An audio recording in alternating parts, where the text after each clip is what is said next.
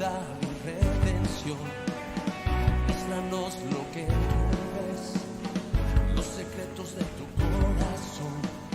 Un pueblo unido pide hoy tu libertad y salvación.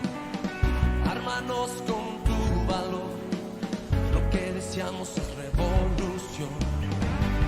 Que los cielos se partan en dos, inundados en el desierto broten ríos.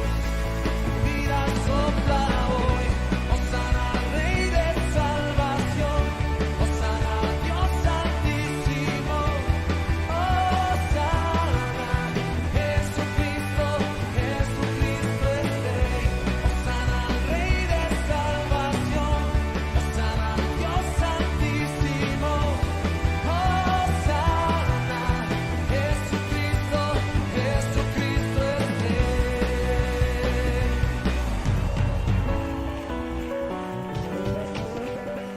Levantamos un clamor por sanidad y redención. Muéstranos lo que tú ves, los secretos de tu corazón. Señor, amén, aquí estoy.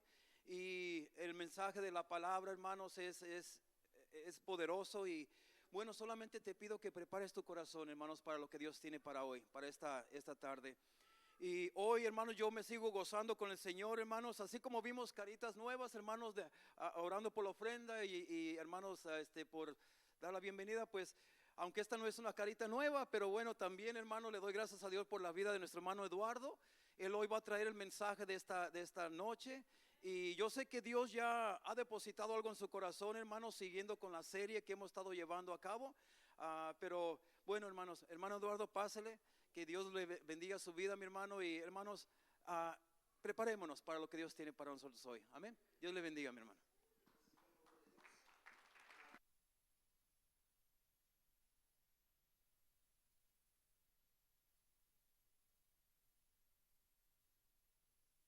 Reverencia a la palabra de Dios. Una cordial bienvenida a cada uno de los presentes, hermanos. También a aquellos que sintonizan a través de las plataformas digitales. Dios les bendiga. Vamos a abrir la palabra del Señor. Vamos a ir, hermanos, ahí al Nuevo Testamento, libro de Gálatas, capítulo 6, verso 14. Gloria a Dios. Cuando lo tenga, diga amén. Ahí manténgalo abierto. Como dice el pastor, hermanos, estamos llevando la serie, ¿verdad? Hoy tenemos la conclusión de la serie de estudios que se han estado llevando por las últimas 3 semanas. Amén. Vamos a hacer una oración, primeramente, para que el Señor abra nuestro entendimiento y podamos escuchar el mensaje, hermanos, que hay, ¿verdad? En este estudio, en esta enseñanza, es a través del mensaje de la cruz que hemos estado analizando detalladamente a la luz de la Biblia. Incline su rostro. Voy a pedirle al hermano si puede poner el trasfondo, por favor, gracias. Padre, en el nombre de Jesús, nos presentamos una vez más delante de tu presencia, a darte las gracias nuevamente por darnos esta oportunidad, esta bendición de estar aquí, Señor, delante de ti. Te pido que hasta donde se escuche tu palabra, Señor, tú ministres las vidas y los corazones. Bendice a tu pueblo aquí presente. Ayúdanos. Despeja, Señor, el entendimiento nuestro y ayúdanos a apreciar lo que tú hiciste una vez por amor a nosotros. Gracias por un amor tan grande, un amor inmerecido. Gracias, Padre eterno, por enviar a tu Hijo a esta tierra y se hizo obediente hasta la muerte y muerte de cruz. No hay con qué pagar, Señor, tal acto de amor. Gracias por tanta misericordia. Padre eterno, ministranos y enséñanos a través de esta tu palabra, en el nombre que es sobre todo nombre, Cristo Jesús, lo pedimos. Amén. Puede ocupar su lugar, por favor, hermanos, ocupe su lugar. Y las últimas 2 semanas, hermanos, hemos estado hablando, ¿verdad? El mensaje, el tema central, el tema principal ha sido, ¿verdad?, el mensaje de la cruz. Le damos gracias a Dios por la vida del pastor, ¿verdad?, que ha sido obediente al Señor y ha traído esta serie de estudios, hermanos, enseñanzas poderosas que sin duda alguna han ministrado a cada uno de nosotros. Le damos gloria al Señor. La semana 1 y la semana 2, el pastor estuvo hablando sobre la cruz. Estaba hablando y mirando la definición y la diferencia que hay, ¿verdad?, en diferentes cruces. Por ejemplo, está la cruz de Cristo. mensaje que hay ahí, hermanos. El mensaje que hay en la cruz del Señor, pero también habló de la cruz personal tuya y mía. Amén. Porque la palabra del Señor dice que tomemos nuestra cruz cada día y le sigamos. Bueno, a través de la semana 1 y 2 el pastor estuvo hablando qué es tomar nuestra cruz, ¿verdad? Y seguirle cada día al Señor. Y también qué significa el negarnos a nosotros mismos. Amén. Bueno, el día, hermanos, la semana pasada, que fue la tercera semana, estuvo hablando, ¿verdad? Basado en el libro de Romanos, capítulo 12, verso 1 al 2, donde nos habla, ¿verdad?, de que presentemos vuestros cuerpos en sacrificio vivo, santo, agradable, delante del Señor, ¿verdad? Estaba haciendo un énfasis, hermanos, lo relacionado de un tema al otro, de la importancia que es, hermanos, a tener una entrega. La semana pasada se estuvo hablando especialmente de una entrega total al Señor, ya que sabemos o hemos escuchado el mensaje, ¿verdad?, de la cruz. Tiene que haber cambios en nuestras vidas. ¿Cuántos dicen amén? Y el Señor espera de su pueblo, de su remanente, de que nosotros al escuchar la palabra del Señor, hermanos, presentemos todo nuestro ser y podamos rendirnos totalmente al Señor, no a medias, sino en una entrega total. Amén. Esa fue la enseñanza de la semana pasada, que fue la enseñanza número 3. Muy bien, papel y lápiz y una actitud enseñable, iglesia. Hoy yo estaré compartiendo, ¿verdad?, la número 4 y también la última enseñanza sobre el mensaje de la cruz, y lleva por subtítulo la revelación, ¿verdad?, o el misterio revelado. Mire, es el mensaje de la cruz. Y vamos a estar analizando algo a la luz de la Biblia, a nivel, ¿verdad, hermanos, del símbolo, el mensaje que hay ahí en la cruz. El por qué, no sé si usted se ha preguntado por qué el Señor escogió, ¿verdad?, precisamente ese instrumento. ¿Por qué precisamente Él, ¿verdad?, escogió la cruz? Pablo, el apóstol, menciona tanto la cruz. Y vamos a ver el mensaje, hermanos, que hay en esa cruz. Pablo dijo, hermanos, algo poderoso en la palabra del Señor. En diferentes cartas a los Corintios, a los Gálatas, a Éfeso y a diferentes cartas, él menciona tanto, ¿verdad? La cruz habla de predicamos a Cristo crucificado, no un Cristo, hermanos, que, ¿verdad?, se quedó en la cruz. Cuando habla de Cristo crucificado, está hablando del sacrificio, ¿verdad?, de la agonía y de lo que Él padeció por amor a nosotros. Ese era el mensaje que Pablo hablaba y menciona tanto la cruz. Él dijo unas palabras expresivas: lejos esté de mí gloriarme en la resurrección. Y son palabras profundas. Lejos esté de mí gloriarme en la eternidad del Verbo. Lejos estaba de Pablo, hermanos, gloriarse en todos esos aspectos y sentidos, pero hay algo que él hace y dice en Gálatas capítulo 6. Vayamos ahí, por favor. Gálatas capítulo 6, verso 14. Acompáñeme a darle lectura. Le vamos a dar lectura en la autoridad del Padre, del Hijo y del Espíritu Santo. Dice: pero lejos esté de mí gloriarme, sino en la cruz de nuestro Señor Jesucristo. Mire, el énfasis que Pablo hace: lejos esté de mí gloriarme, ¿verdad?, en cualquiera de los aspectos ya mencionados. Y hay algo que él declara y dice: en una sola cosa he de gloriarme, y es en la cruz de Jesucristo, en la cruz de nuestro Señor Jesucristo. Vamos a ver, hermanos, algo en la palabra de Dios a nivel bíblico, pero también quiero hacer un énfasis a nivel histórico. La cruz, para la inmensa mayoría de nosotros, tal vez puede ser un símbolo normal, pero para otras culturas del mundo no es así. Amén. La cruz ha existido desde hace mucho tiempo. La cruz ha existido desde antes de Cristo. Por ejemplo, hermanos, en la India, mire, los hindúes usaban como castigo la cruz. También en la China, antes de que el Señor estuviera en la tierra, hermanos, los persas también usaban la cruz como un martirio o como un método de castigar a las personas, las ataban con cuerdas. Y por supuesto, hermanos, vemos también quienes la usaron en un tiempo, ¿verdad? Cuando Cristo aparece en la tierra, también el Imperio Romano. Ahora, históricamente, hermanos, a las personas las desnudaban. Mire la realidad que había detrás de la cruz. A las personas que las ponían en ella, las azotaban, los golpeaban de una manera terrible. Y después de haberlos golpeado, los desnudaban y los colgaban.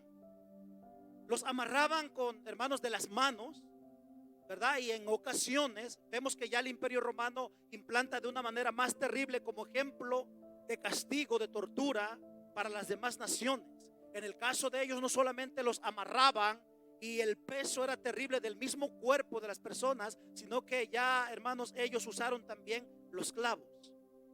Y con el peso del cuerpo y al estar ellos colgados era un dolor terrible. El, hermanos, atravesarle, ¿verdad?, las arterias, los músculos, venas, corría la sangre y la parálisis era terrible. El dolor y los gritos eran desesperantes de aquellas personas que eran puestos en la cruz. Estoy hablando a nivel histórico. Y los ponían en una altura, escuche esto, en cierta apreciación donde los perros venían y lamían, y en ocasiones ciertos perros rabiosos podían morder y en ocasiones comían, ¿verdad?, parte de los pies de las personas que estaban en la cruz. La cruz era terrible. Y también a nivel histórico se habla, hermanos, de que las personas eran puestas ahí, era todo un espectáculo para las personas. Y mire, qué terrible era esto, que las aves de rapiña venían, las personas duraban 2 o 3 días ahí en la cruz. Ese era el tiempo promedio para que ellos agonizaran. Y durante ese tiempo las personas que estaban vivas, venían los cuervos o las aves de rapiña y le comían los ojos, le comían las entrañas, estando las personas aún vivas. Y era algo terrible. Sufrían el sol. Las personas que eran más fuertes, estoy hablando a nivel histórico, duraban hasta 1 semana ahí agonizando en la cruz. Y podemos darnos cuenta, hermanos, que era un acto terrible. La cruz es áspera. La cruz era horrorosa. A través de la palabra de Dios, ya en el libro de Deuteronomio, está escrito: maldito todo aquel que es colgado en un madero. Maldito de Dios. Aquellos que cometían crímenes, aquellos malhechores, aquellos delincuentes, hermanos, eran malditos. Todo el que era puesto en una cruz. No solamente el pueblo hebreo sabía eso, sino ya ciertas naciones mencionadas de la época. Servía como ejemplo. La cruz era lo más terrible. Y nos damos cuenta a través de la historia. Llegamos al Nuevo Testamento. Hay un hombre llamado Constantino, un famoso emperador romano, ¿verdad?, que se había vuelto cristiano, y para el siglo IV él abolió la cruz. Aparece Constantino, hermanos, él se convierte al cristianismo y él abolió la cruz. Y él dijo: no más. La cruz ya no será el instrumento de tortura para las personas. Y a partir de ahí, a partir de ese dicho de Constantino, cuando abolió la cruz, las naciones cristianas, todas las personas que habían creído en Jesucristo, ahora comenzaron a usar la cruz como el símbolo de la fe cristiana. Mire, en el mensaje de la cruz podemos darnos cuenta que ahí, en esa cruz, murió, ahí se entregó el Señor Jesucristo. Por eso usted puede darse cuenta que en las iglesias cristianas y no cristianas, tradicionales y de diferentes partes del mundo, después de tener, ¿verdad?, la cruz por una maldición, ahora usted puede mirar que en las iglesias, ¿verdad?, hay una cruz. Claro, en el cristianismo no hay una imagen, ¿verdad?, de Jesucristo como lo pintan las iglesias tradicionales, porque sabemos que sí es cierto, Cristo fue a la cruz, pero Él no se quedó en la cruz. Él murió, pero también Él resucitó al tercer día. Amén. Muy bien, hermanos, hermanas, a todos los presentes. Quiero referirme a ustedes y despertar cierta interrogante y que hagamos un análisis bíblico. La pregunta sería: ¿quién crucificó a Jesús? ¿Quién? Muchas personas dijeron en la Edad Media, se contaba y se decía, y como hoy en la actualidad, se dijo en la Edad Media, todavía se sigue diciendo. La inmensa mayoría dijo que fueron los judíos, que fue el mismo pueblo de Dios, el mismo pueblo escogido que fue liberado del cautiverio, que vio las señales como nadie las miró. Se dijo en la Edad Media, fueron ellos, el pueblo elegido de Dios, los predilectos, los llamados, aquellos que Dios le dio a los patriarcas, que le dio las leyes, que tuvieron, ¿verdad?, los profetas de la Biblia. Y se dijo, ellos fueron. Se le llamó a ellos en la Edad Media, y en la época también se les ha llamado asesinos de Cristo. Entonces, en conclusión, la gente dijo, y muchos siguen diciendo, fueron los judíos. ¿Qué piensa usted? ¿Quién crucificó a Jesús? Estamos en el tema, el mensaje de la cruz. ¿Quién crucificó a Jesús?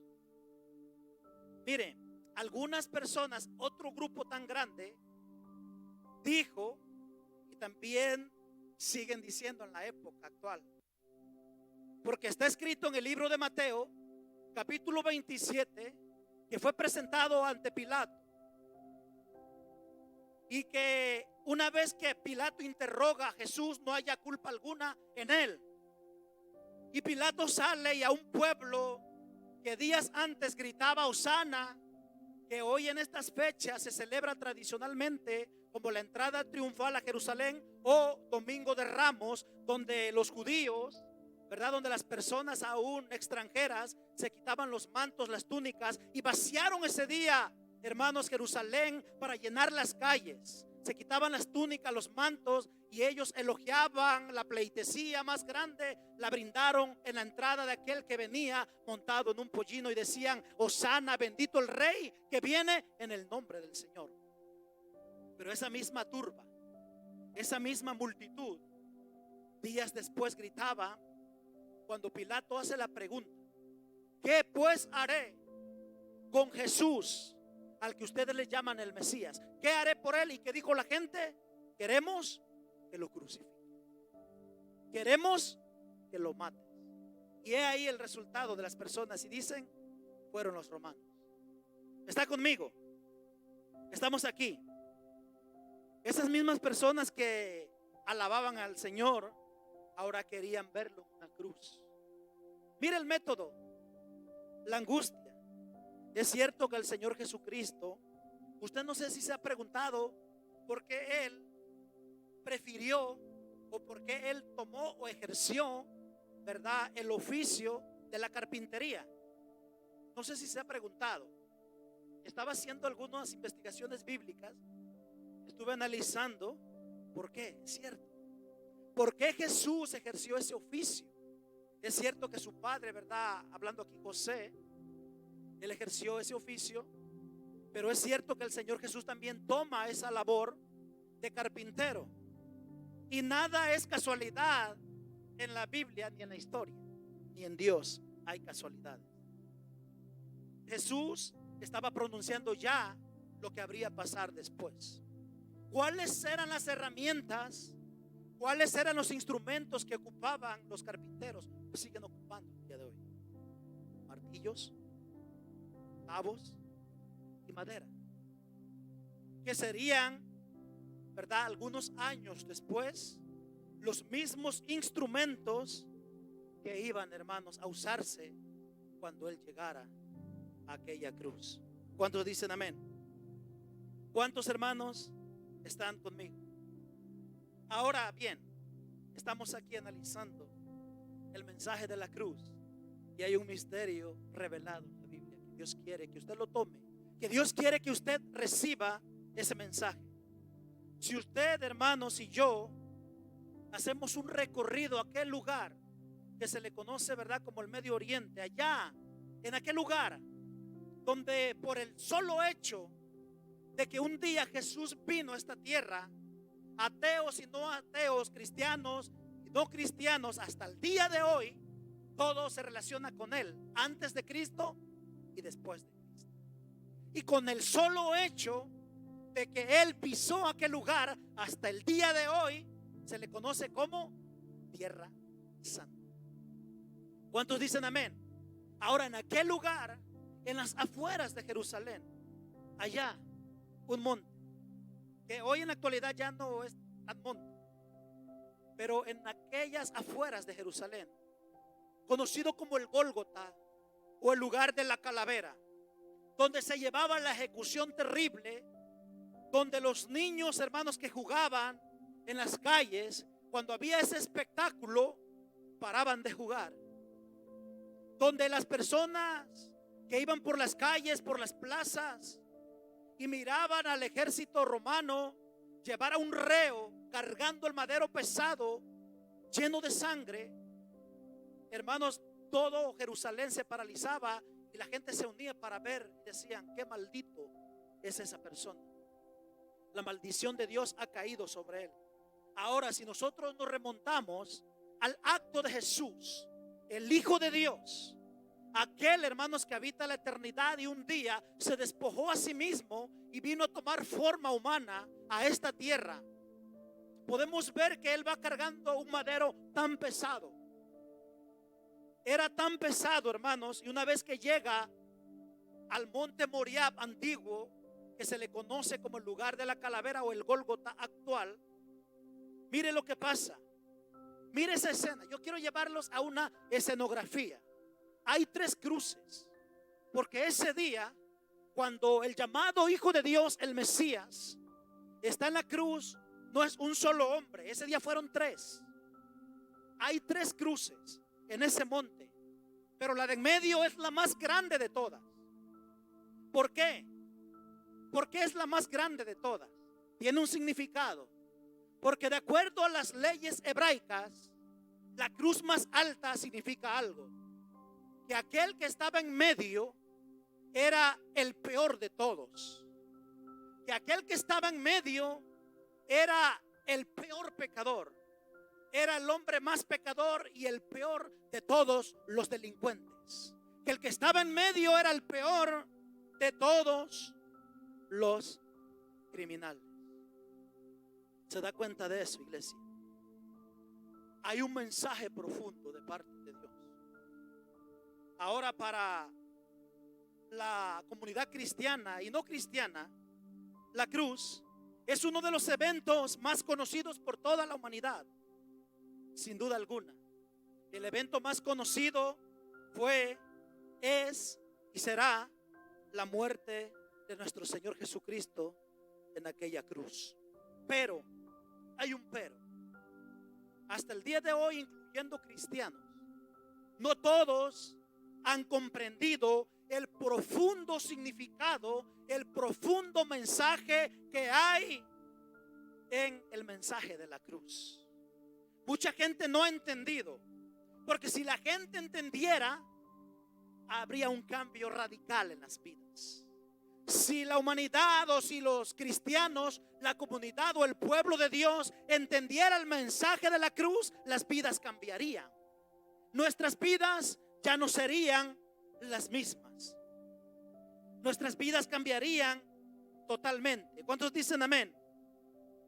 Y ahí en esa cruz aconteció algo muy grande.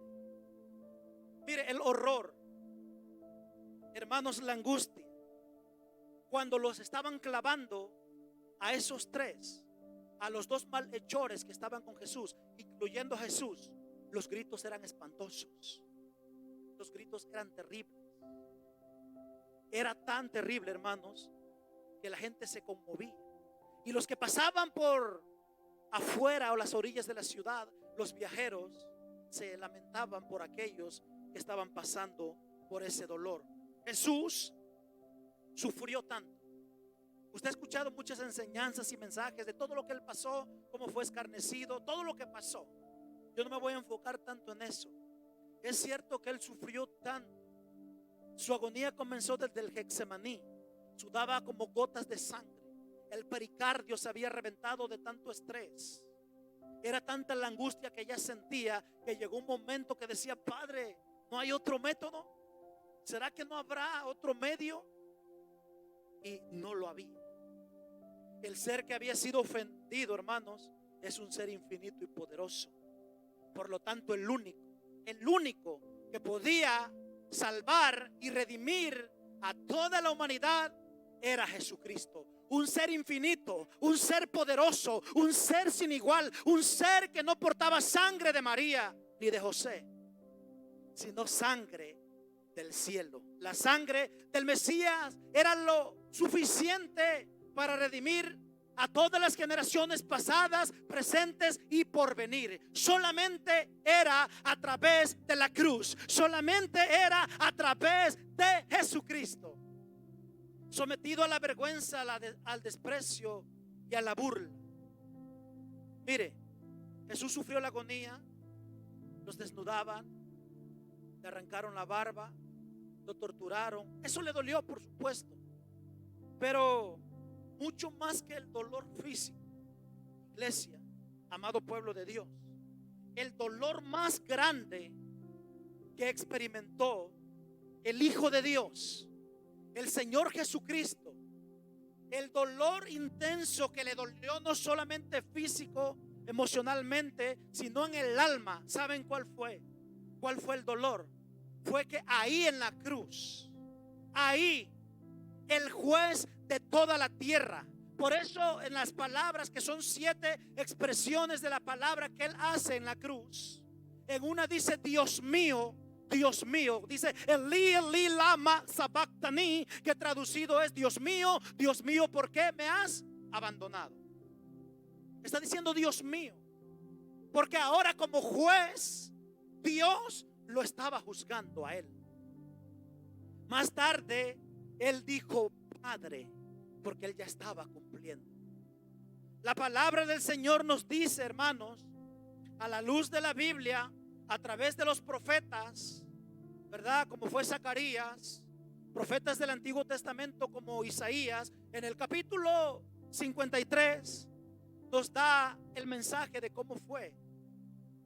Y la palabra del Señor nos dice que el dolor más grande que sufrió Jesús fue el abandono de su Padre. Que por primera vez en la eternidad, hermanos, todo el peso del pecado cayó sobre Jesús. Y esa fue la agonía más grande. Que por primera vez en la eternidad, hermanos, el Padre abandonó a su Hijo. Él sintió el abandono. Él lo dijo: ¿por qué me has abandonado? Ahora, estamos ahí. Ya miramos la cruz más grande del hombre que decían las personas: es el peor de todos por las leyes hebraicas. Ahí, hermanos, al pie de la cruz, había gente que le había conocido, gente que había sido sanada, liberada, gente que estuvo ahí cuando él partió el pan y él multiplicó el pan, los peces. Había demasiadas personas que fueron testigos de algo que nunca se había visto. Pero también al pie de la cruz había intelectuales, había teólogos, había gente de alto entendimiento ahí.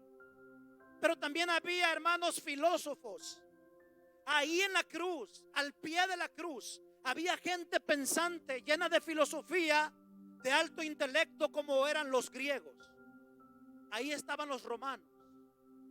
Y en el caso de aquellos grandes, me refiero a aquellos intérpretes, conocedores del Torá, o la Torá, perdón, de las leyes hebraicas, de la ley de Dios que fue dada a Moisés, de aquellos que habían conocido lo talmúdico, aquellos conocedores de las profecías, no encajaban en ello.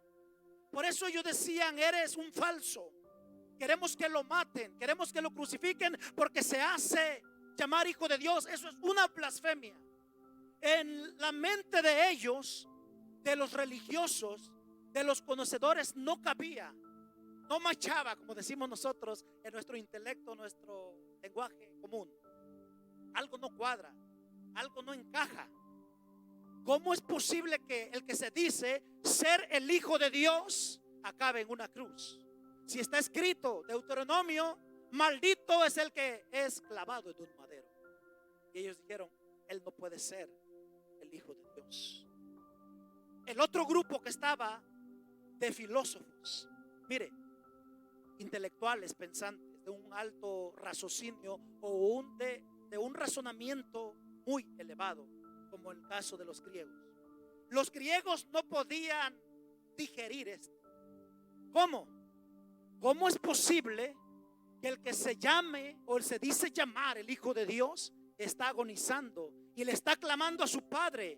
Y vamos a usar, hermanos, ¿verdad?, la lógica. Vamos a ponernos los zapatos de los filósofos griegos. Si usted puede salvar a su hijo y le dice, papá, ayúdame, la lógica y el razonamiento es que usted lo va a ayudar, ¿sí o no? Padres, madres, si está en tu alcance y en tu mano, tu hijo te dice, ayúdame, ¿tú lo vas a dejar morir? El raciocinio humano es, no, doy mi vida por mis hijos, yo lo rescato. Dios podía rescatar a su hijo. Estaba en Dios, sí, Dios podía hacerlo. Y la gente dice, eso no encaja, no puede ser, porque Dios no hizo nada. Y por eso ellos no entendían, no puede ser Él el Hijo de Dios. Porque un Dios tan bueno no puede permitir que despedacen así a su hijo. No es posible. Por eso, mire, lo que ya el pastor, me remonto a un punto que él dio la semana pasada. La palabra de la cruz para muchos es locura. Ahí se cumple.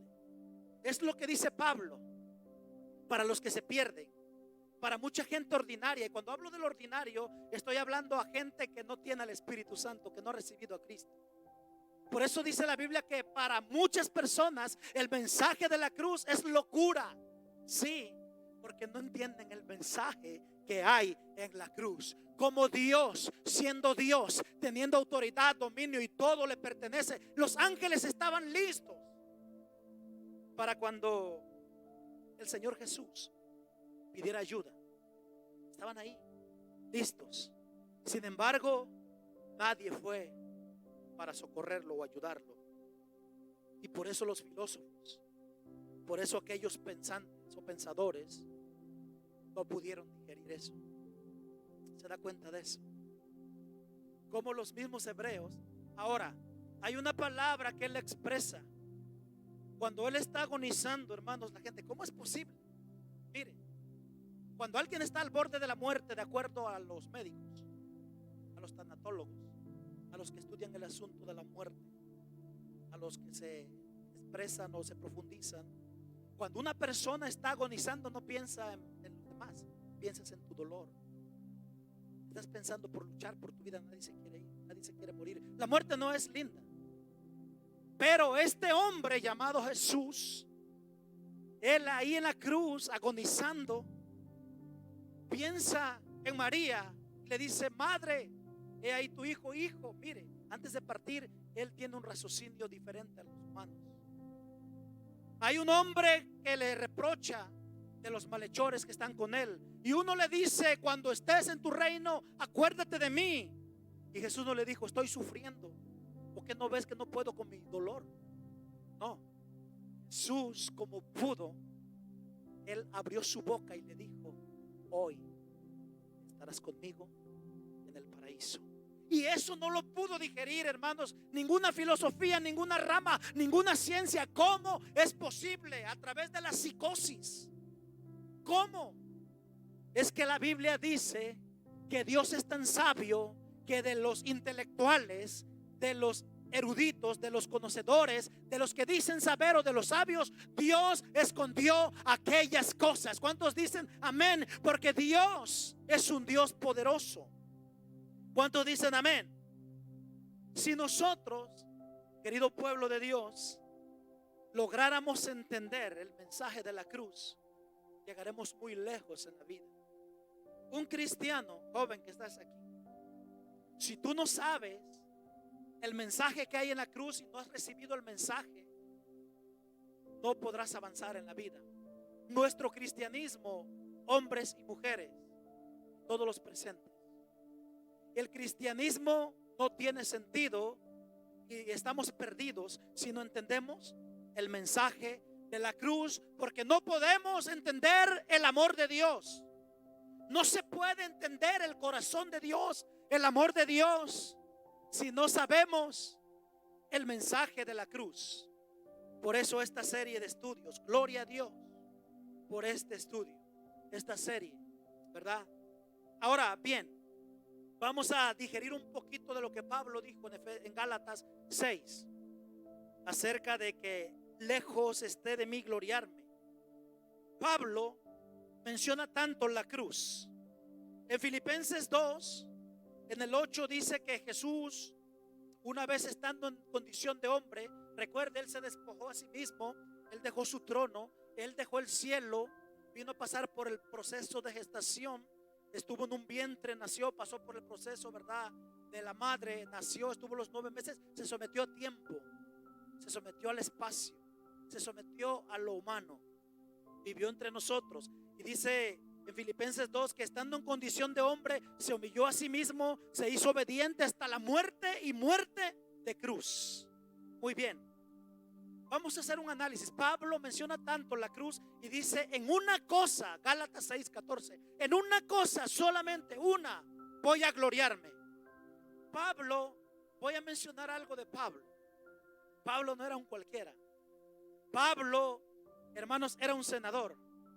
Pablo tuvo contactos con Gamaliel, con gente, hermanos, ¿verdad?, del Sanedrín, con gente, hermanos, de la época poderosa. Pablo hablaba varios idiomas. Pablo no era un cualquiera. Pablo pudo haberse gloriado en su intelectualidad, en lo intelectual que él era. Pablo pudo haberse gloriado en lo versátil que él era, en el conocimiento que Pablo tenía. Pudo haberlo hecho. En Jeremías 9:23, la Biblia le daba autorización a Pablo para gloriarse, porque ahí está escrito: en esto alábese, gloríese el justo en conocerme, dice Dios. Estaba autorizado para gloriarse en conocer a Dios. Pablo no lo hace. Pablo, hermanos, era un hombre súper espiritual. Llegó a decir palabras que nadie se ha atrevido: imítenme a mí.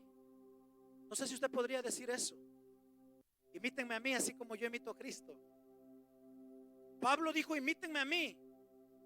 Pablo era un hombre de mucha oración. Pablo era un hombre usado poderosamente por Dios. Pablo era un ciudadano romano. Pablo, hermanos, tenía tanta influencia, ¿verdad?, que él perseguía a los cristianos en un tiempo cuando estaba errado, perdido. Y Pablo, hermanos, se convierte a Cristo. Y ese mismo Pablo, dice la palabra de Dios, que Pablo fue arrebatado al tercer cielo. Él fue y vino. Está escrito. Dice que él vio y escuchó cosas inefables. ¿Qué quiere decir eso? Pablo vio y escuchó cosas que al ser humano no se le es permitido contar. Ese fue Pablo. Él lo dice: conozco un hombre que fuera del cuerpo o en el cuerpo no lo sé, pero fui arrebatado. Es él mismo. Pablo fue arrebatado al tercer cielo, vio y escuchó. Pablo, de acuerdo a ese verso, le voy a pedir al hermano segunda a los Corintios. Mire, en segunda a los Corintios 12:1 dice: ciertamente no me conviene gloriarme, pero vendré a las visiones y a las revelaciones del Señor. Pablo era un hombre que tenía visiones. Ejemplo, él no estuvo en la Santa Cena. En la última cena, cuando Jesús partió el pan y dijo: esto es mi cuerpo, Pablo no estuvo ahí. Pero lea, yo sé que el pastor, ¿verdad?, estará dando un mensaje muy pronto. Y nosotros cada vez que tomamos la cena, Pablo dice: yo recibí del Señor que la noche que fue entregado, ¿cómo lo recibió? Pablo no estuvo ahí, pero él dice, yo recibí. ¿Sabe por qué? Porque a Pablo el Señor, la óptica, en la visión, Dios le trajo un panorama y Dios le mostró tantas cosas. Dios le traía visiones, no una visión. Pablo tuvo visiones y revelaciones. Ahí está el versículo. Y las revelaciones. O sea, Dios le revelaba tantas cosas a Pablo, hermanos. Tantas cosas. Entonces estamos hablando que Pablo era usado poderosamente por el Señor. Pudo haberse gloriado en su apostolado. Pudo haberse gloriado en el llamado que él tenía. Pablo pudo haberse gloriado en el nombre de Jesús. Porque en el nombre hay poder, ¿sí o no? En ese nombre Pablo echó fuera a los demonios. Amén. Como en Éfeso. ¿Se acuerdan de la escena de Seba? De los hijos ambulantes que trataron de invitar. Bueno, en ese nombre, porque Pablo sabía usar el nombre de Jesús. Y Pablo sabía que hay un gran poder en ese nombre y en esa autoridad, pero tampoco se gloria en el nombre de Jesús. Mire para dónde vamos. Pablo pudo haberse gloriado en la sangre de Cristo, pero tampoco lo hizo. La sangre de Cristo es lo que nos limpió del pecado. Su sangre derramada en la cruz. No hay otro método, pueblo de Dios, hermanos, amigos. No hay otro método sin la sangre de Cristo, sin su muerte en la cruz. Nadie puede llegar al cielo. Por eso Cristo lo dijo: yo soy el camino, la verdad y la vida, y nadie viene a adquirir vida eterna si no es a través de mí. No fue María a la cruz, no fue Abraham a la cruz, no fue Pablo el que fue a la cruz, fue Jesucristo. Y Pablo pudo haberse gloriado en la sangre, porque ciertamente poderosa la sangre de Cristo. Amén. Pero tampoco se gloría en la sangre de Cristo, la que nos expió del pecado. Pablo pudo haberse gloriado en la eternidad del Verbo. Juan capítulo 1 verso 1 dice que en el principio era el Verbo estaba con Dios y el Verbo era Dios. Pudo haberse gloriado en la eternidad porque antes que Abraham fuese, dijo Cristo, yo soy. La palabra del Señor nos dice en Colosenses capítulo 1 verso 16, que por él fueron creadas todas las cosas, visibles e invisibles, sean tronos, dominios o potestades. Todo, absolutamente todo fue creado por él y para él. Estamos hablando de la eternidad del Mesías. Antes del mundo, antes de los ángeles, antes de todo, hermanos, el Señor siempre ha existido. Y Pablo pudo haberse gloriado en esa, ¿verdad?, eternidad del Verbo, pero tampoco lo hizo. No lo hizo. Pablo, hermanos, pueblo de Dios, pudo haberse gloriado en la oratoria de Jesús. ¿Cómo hablaba Jesús? La oratoria es cómo Jesús hablaba. Jesús, hermanos, la Biblia dice que nadie jamás habló como él. La Biblia nos dice, ¿verdad? Usted conoce el pasaje que Salomón, según la historia, fue el hombre más sabio de todo el planeta Tierra. Una reina hizo un viaje muy largo para escucharlo hablar y quedó atónita, quedó asombrada al escuchar hablar a Salomón. Pero la Biblia dice que vino uno más sabio que Salomón. Y cuando él se paraba y él ante, ¿verdad?, el templo, o al menos de lo que estaba en proceso del tiempo de Herodes, ese templo donde él se presentaba y abría los rollos, cuando los eruditos, conocedores, exágetas, aquellos elocuentes, aquellos conocedores lo escuchaban hablar, se quedaban, hermanos, sorprendidos. Y todos decían, hermanos conocedores y gente humilde, cuando escuchaban predicar a Jesús, decían: nunca, jamás ha hablado un hombre como este.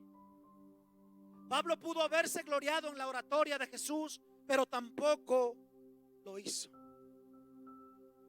Y con esto, hermanos, dicho, hay muchas cosas por las cuales Pablo podía gloriarse, pero estamos en el mensaje de la cruz. Pablo dice: en una sola, volvemos al punto, en una sola cosa me voy a gloriar. no en que soy espiritual. Hermanos, con los paños, ¿verdad?, que Pablo usaba, la gente al tocarlos se sanaba. Ese era Pablo. Recuerde cuando una serpiente le mordió, no le pasa nada y dijeron, es un Dios. Primero de decir que era un maldito, que no se había escapado del naufragio, de la tormenta, después cambian de parecer al mirar que no le pasa nada, dicen, es un Dios. Dese cuenta, hermanos, que Pablo era un hombre poderoso en Dios, tremendo en Dios, pero jamás se glorió en él ni en todo lo ya que mencioné. Pero él dice, en una cosa he de gloriarme, y es en la cruz de Cristo. ¿Por qué? ¿Por qué, hermanos? Amén. Ciertamente la palabra del Señor dice, ¿verdad? Sí, es cierto lo que dijo Pablo, con Cristo estoy juntamente crucificado. Él dijo, ya no vivo yo ahora, Cristo vive en mí, lo que ahora vivo lo vivo para gloria de Dios. Amén. Pueblo de Dios, hermano, amigo, oyente, todos los presentes, ¿cuántos saben el amor de Dios hacia nosotros? Hoy en día el humano, el ser humano, la gente que sufre depresión, que tiene vacíos, problemas psicológicos, psicoterápicos, etcétera, la gente dice es que nadie me ama, es que estoy solo, es que nadie me ayuda. Y la gente cuestiona a Dios, ¿por qué tanto dolor? ¿Por qué esto? ¿Quieres saber si Dios te ama? Mira la cruz. ¿Quieres saber si te ama? ¿Quieres saber si me ama? Si te ama, mira la cruz. ¿Quieres saber cuánto te ama, cuánto te amó? Cuando te sientas así, mira la cruz. Porque ahí en la cruz, hermanos, ahí se pudo haber escrito, ¿verdad? Ese fue el precio que Dios pagó por tu vida. Ese fue el precio que Dios pagó, o que Jesucristo pagó, para liberarnos de una muerte eterna. Ese fue el precio para liberarnos de una condenación eterna, lejos de Dios. Así amó Dios a la humanidad. Porque escrito está que de tal manera que dice, amó Dios al mundo que dio a su Hijo unigénito. ¿Para qué? Todo aquel que usted se lo sabe, tenga vida eterna. Amén. ¿Por qué? Ahora vamos a ver el por qué. ¿Por qué Pablo menciona tanto la cruz? Veamos ese misterio revelado. Veamos el mensaje que hay en la cruz. Es un mensaje de amor. Es un mensaje, hermanos, que ahí esa agonía que Él padeció fue por tu salvación. Ahí se pagó el acta de los decretos que había en tu contra, en mi contra. Generaciones pasadas, las presentes y las futuras. Mire, hermanos, hay una de las palabras que estaba analizando en la palabra que Cristo dijo, perdónalos porque no saben, ¿qué dice? Lo que hacen. Ese grupo, porque si había un grupo que no sabía lo que estaba haciendo. Hermanos, en el caso de los soldados romanos, ellos estaban obedeciendo, siguiendo órdenes. Ellos estaban dentro, ¿verdad?, por decir, en la milicia de aquella época, ejerciendo, sirviendo al imperio romano. Ellos solamente obedecían, y ellos estaban ejecutando, ellos estaban exterminando. Es cierto, muchos se burlaban de él, pero como en el caso de un centurión, está escrito, un centurión no era un cualquiera, podríamos llamarle en la época un general, un hombre que daba órdenes, pero que también al momento de ver aquel acontecimiento poderoso, de mirar cómo a plena luz del día vino una oscuridad terrible, hermanos, al presenciar esas 6 horas, y está muy bien, hermanos, todo esto por esta semana que se está viviendo a nivel mundial, reconociendo, ¿verdad?, que un día Cristo vino a esta tierra. 6 largas horas, 6 horas. ¿Por qué? 6 horas, hermanos, porque una por cada día. El número 6 en la Biblia es lo imperfecto, pero el número 7 es el número de la perfección. En Él, en Jesucristo, fuimos perfeccionados. ¿Por qué? Porque Él, hermanos, resucitó. porque Cristo vive, porque Él, hermanos, no se quedó en la cruz. Y cuando Él dijo, perdónalos porque no saben lo que hacen, ciertamente, hermanos, Él pidió perdón. Aleluya. Él pensó en esas personas y Él dio su amor. El mensaje que Él está dando ahí en ese símbolo compuesto, hermanos, ¿verdad? De dos palos, podríamos llamarle así. Palo vertical y uno horizontal. Nos habla del amor de Dios. Por ejemplo, un palo hacia arriba representa el amor a Dios. Escuche el mensaje que hay ahí, hermanos. Amor a Dios. Un palo hacia abajo, amor a mí mismo. Y un palo a la derecha, amor a mi prójimo. Está escrito, amarás a tu prójimo como a ti mismo. Primero dice, amarás al Señor tu Dios. ¿Sí o no? Amén. Amor a mí mismo, ¿verdad? A mi prójimo, perdón. Y uno a la izquierda es amor a nuestros enemigos. Y eso es lo que la inmensa mayoría no queremos amar. Algo que el pastor estuvo enseñando, ¿verdad? Los días pasados, las semanas pasadas, sobre el amor de Dios. Sobre qué distinto sería, hermanos, ¿verdad? Que nosotros entendiéramos esto, de cómo el obedecer a Dios, de una manera como nosotros no lo pensamos, sino la forma de Dios. El amar a nuestros enemigos. Jesucristo no derramó su sangre por los hebreos, por los judíos solamente. Por eso Pablo se gloria tanto en la cruz, porque Pablo entendió que ese fue el método, que ese fue el instrumento donde Dios, hermanos, perdonó todos nuestros pecados, todas nuestras iniquidades, que Él pagó un precio tan grande que te correspondía a ti, que me correspondía a mí. Por eso el Señor Jesús muere en una cruz. Volviendo a la pregunta que hice hace un momento atrás, ¿quién crucificó a Jesús? Y hablamos de las diferentes formas de pensar.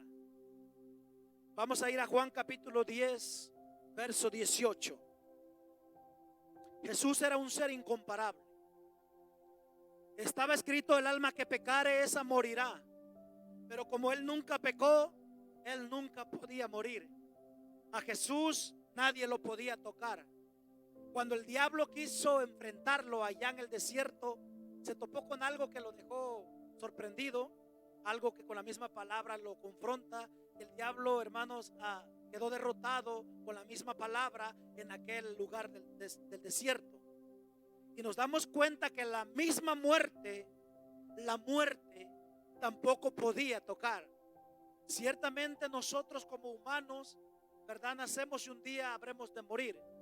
Menos la última generación que dice Pablo, no todos, ¿verdad? Dormiremos. La Biblia habla de un misterio que la iglesia que sea testigo del arrebatamiento, está escrito, la Biblia nos habla en Hebreos capítulo 9, verso 27, está establecido a los hombres que mueran una sola vez, pero no dice la palabra, no está incluida a todos los hombres, no está, porque Pablo dice, les digo un misterio, no todos dormiremos. En otras palabras, no todos vamos a morir. La última generación, por ejemplo, si Cristo viene esta noche, viene esta semana y nosotros somos esta generación, nosotros tendremos el privilegio como Enoc, el privilegio como Elías, y seremos levantados y no gustaremos la muerte. Si la muerte no es para todos los humanos, pero hablando tan atanológicamente, hermanos, todo ser humano debe de morir. Jesús no podía ser ejecutado, no había de qué acusarlo, no había con qué, hermanos, cuestionarlo. Por eso le levantaron tantos falsos y nadie le podía quitar la vida. Los romanos no podían con él. Mire que dice Juan 10, 18, léalo conmigo. ¿Qué dice? Nadie me la quita, está hablando de su vida, sino que yo de mí mismo la pongo. Tengo poder para ponerla y tengo poder para volverla a tomar. Mire, si este mandamiento recibí de mi Padre. Él tenía el poder, tuvo el poder. Por eso él, cuando dijo la última palabra tetelestai, ¿verdad? La última palabra, consumado es, tetelestai en el griego. Cuando él dijo consumado es, y él inclinó la cabeza, le dijo a la muerte: puedes acercarte. La muerte no se podía acercar sin el permiso legal de él. Por eso él dice: nadie me quita la vida. No fueron los romanos, no fueron los judíos, fuimos nosotros. Nosotros, todos los humanos, en especial. Ahora, hermanos, qué lindo, Cristo murió por toda la humanidad, pero lamentablemente no toda la humanidad será salva. ¿Por qué? Porque no entienden el mensaje de la cruz y porque desprecian la única forma de llegar al cielo: la muerte de Jesús, su sangre derramada en ella, el sacrificio, porque su sangre, su muerte ahí en la cruz, delante ahora del Padre. ¿Por qué cree que la Biblia nos llama santos? No es porque somos perfectos, nadie, no hay justo ni aun uno. ¿Por qué la Biblia nos llama a los santos? ¿Sabe por qué? Por el hecho que cuando el Padre nos mira a nosotros, no nos mira a nosotros porque nos portemos bien, por los actos que tú hagas, que yo haga, no. Lo que pasa es que Cristo en la cruz nos presentó limpios. Recuerde que todo el peso del pecado cayó sobre él. Y ahora, hermanos, mire, normalmente un velo se rompe, ¿verdad?, de abajo hacia arriba.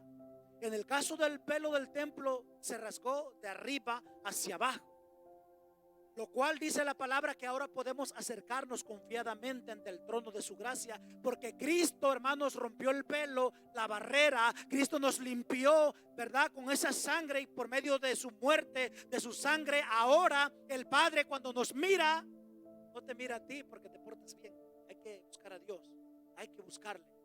Pero cuando el Padre nos mira ahora, claro, para que te mire perfecto, sin mancha y sin arruga, como dice la Biblia, es porque tú tienes que aceptar a Cristo. Y al momento de aceptarle, tú aceptas el sacrificio, y la sangre de Cristo te lava, te limpia. Y ahora cuando el Padre te mira, cuando el Padre nos mira, ya no mira, hermanos. Recuerda el mensaje del Éxodo, allá por el capítulo 12, el verso 12. Dice la palabra del Señor que Jehová mismo pasaría por aquel lugar. 12:12 escrito está: yo, Jehová, pasaré por aquel lugar. La gente le habla en este tiempo ahora del ángel de la muerte. Bueno, la Biblia dice que en los dinteles ponían la sangre, y donde había la sangre no había muerte. Amén. Es lo que ha pasado hoy en día. Cuando el Padre mira a una persona, mira que en Cristo fuimos santificados, en Cristo fuimos presentados sin pecado, sin mancha, sin arruga, únicamente por el mensaje de verdad que hay en la cruz, el sacrificio que Jesucristo hizo en la cruz. Ahí cumplió todo, ahí nos liberó de una eternidad sin Dios. Ahí en la cruz Cristo nos salvó de la condenación, ahí nos compró con la sangre, hermanos. Ahí fuimos perfeccionados. Entonces el mensaje que hay, hermanos, en la cruz, termino con esto. Efesios, vaya conmigo por favor, capítulo 2, verso 13 al 16. Sígame, hermanos, en la pantalla, le doy lectura. ¿Lo tiene? Efesios 2:13. Pero ahora en Cristo Jesús, vosotros que en otro tiempo estabais lejos, mire, en otro tiempo los que estaban lejos sin Dios, dice, habéis sido hechos cercanos por la sangre de Cristo. Está hablando cercanos a Dios, y está hablando lo que decían los profetas, lo que predicó Juan el Bautista y lo que Cristo decía: el reino de los cielos se ha acercado. Nos acercó ante el reino de Dios. Y el verso 14: porque Él es nuestra paz, que de ambos pueblos hizo uno. Mire, cuando dice aquí de ambos pueblos, es porque solamente Dios tenía un pueblo literal, que era el pueblo hebreo, el pueblo judío. Pero ahora en Cristo Jesús, de ambos pueblos, hermanos, el pueblo, verdad, de Dios, y el pueblo gentil, donde entramos usted y yo, que fuimos injertados, y de dos pueblos hizo un solo pueblo de Él. Amén, ¿está conmigo? Dice, derribando la pared intermedia de separación. Estábamos hablando de esa barrera, de ese velo, de ese obstáculo que antes el sumo sacerdote, mira, el atrio, tenía que venir, hermanos, verdad, al lugar santo y pasar al lugar santísimo. Hermanos, el sumo sacerdote tenía que expiar, tenía que traer la sangre, verdad, ya preparada de un cordero. La gente, en el caso de los más pobres, los más humildes, que ofrecían palominos, la sangre la ponían en un odre, en un recipiente y la traían al altar del incensario, y ahí tenían que derramar la sangre para expiar el perdón del pecado de los pueblos. Ahora en Cristo Jesús, su sangre nos limpió como un solo sacrificio vivo, una sola vez se dio, y por medio de él ya no hay que sacrificar corderos, ya no hay que sacrificar palominos, ya no hay que hacer nada de eso, sino que la sangre de Cristo quitó esa separación. Amén. Vamos al verso 15. Verso 15. Le voy a pedir que se vaya poniendo de pie, por favor. Verso 15: aboliendo en su carne las enemistades, la ley de los mandamientos expresados en ordenanzas, para crear en sí mismo de los dos uno solo, un nuevo hombre haciendo la paz.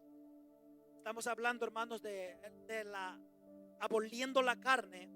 Está hablando del cumplimiento de Jesucristo, de la enemistad que había entre el hombre y Dios, que por la ley nadie, miren, ni Moisés, ni Abraham, ni Elías, ningún, hermanos, patriarca, ningún profeta, nadie pudo cumplir la ley, nadie.